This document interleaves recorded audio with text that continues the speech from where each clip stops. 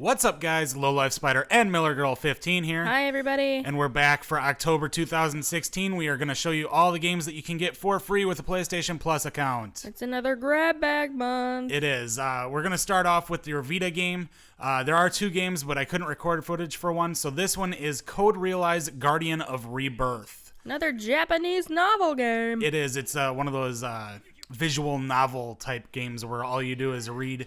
I don't know if there's a lot of options in the game because I only came across like one point where I could choose to do anything, and it was like, do you go with this person or do you stay? And that was pretty much it. Similar to last month. Yes. You play as Cardia, a girl who's been left in an abandoned mansion by her father. He told her that she has to stay in the mansion and never leave until he returns because she is a monster. She has poison in her body that when it comes into contact, like if she were to touch you or me, Rogue? but our skin would melt and we'd die because our skin melted. And it's all because her father embedded a stone in her chest called a horologium. I can't pronounce that. It's really weird. Anyway, the Queen's Royal Guards break into the mansion to capture you. But once you're outside, she gets rescued by a thief by the name of Lupin. And he actually looks like Tuxedo Mask, Ray's favorite character from Sailor Moon. He wears a white visor over his eyes, mask, whatever you want to call it. There's another guy that's too cool to put his both arms in his sleeves, and he's got the badass mullet braid thing on his head. Yeah, his name is Impei, and he has teeth I think he might be part werewolf or something like that. More badass. There's other characters in the game based off of famous monster story characters such as Abraham Van Helsing, Victor Frankenstein, and there's even a private detective by the name of Herlock Sholmes. Oh. No, I did not say that wrong. His name is literally Herlock Sholmes. Up next is From Dust, and it is available on the PlayStation 3. This seems like a pretty fun game, almost kind of like a Civilization type. Yeah, because you're creating land with other land and stuff like that. I can see where you have to save the people and help them create community. Yeah.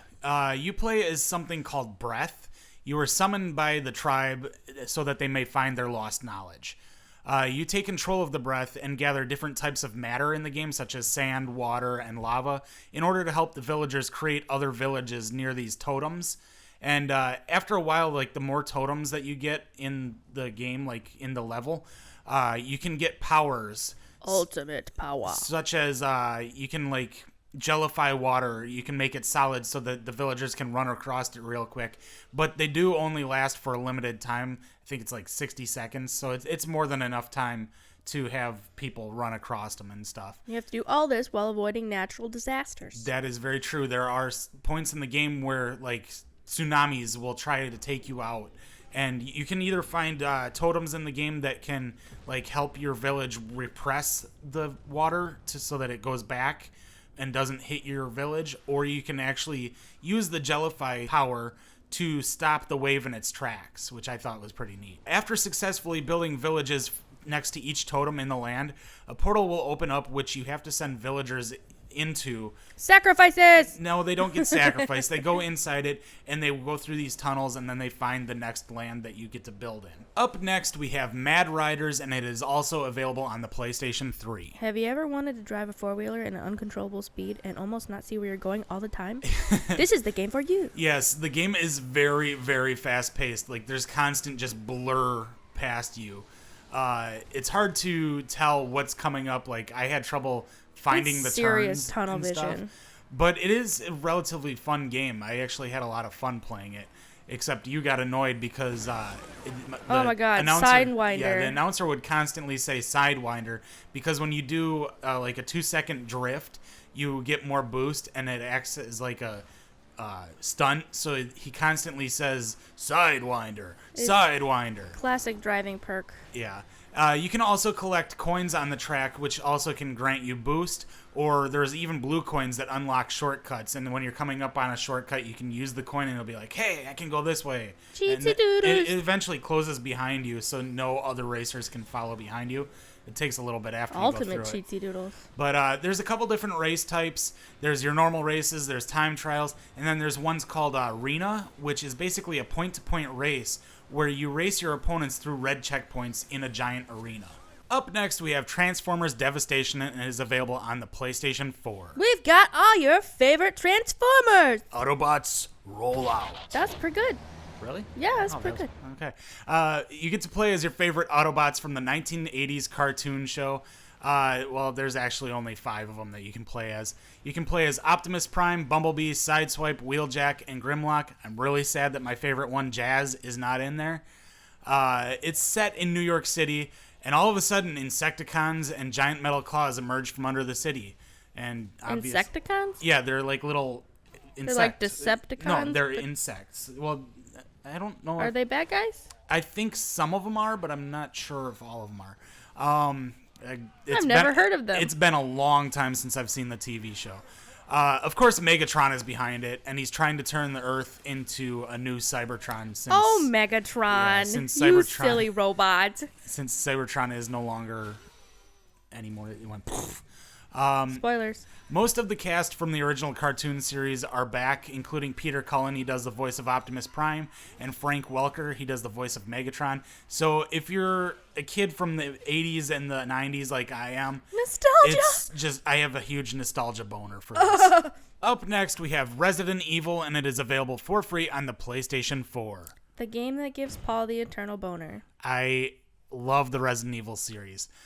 Just in time for Halloween, and for those that haven't played any of these games before, now is your chance to play the game that started it all before Resident Evil 7 comes out next year. I'm good. It's technically, I mean, it's not the original game, it's the remake, and it's the HD remake that they released I think it was last year. Thank God. Can't see that other crap. It originally debuted on the Nintendo GameCube, but it's been since given the HD treatment. And I mean, who can't remember this scene where you see the zombie for the first time? I just ate your friend. Yeah, he ate Kenneth. You play as Chris Redfield or Jill Valentine and take on the creatures that the Umbrella Corporation has created using the T-Virus. There's differences between the two characters. Chris is stronger, which makes him more resilient to attacks, and he's also faster. He also has better aim, which means you can get a critical hit, which makes the zombie's head explode. So it sounds like the guy's a lot better than the girl right now. But he only has 6 inventory slots, and he starts with the lighter. Jill has 8 inventory slots. She gets a lockpick, which she can use to unlock not most of the doors, but some of the doors in the mansion. That's because bitch got a purse. Chris, he actually has to find small keys in the mansion in order to unlock those doors. These perks are not balancing out for me.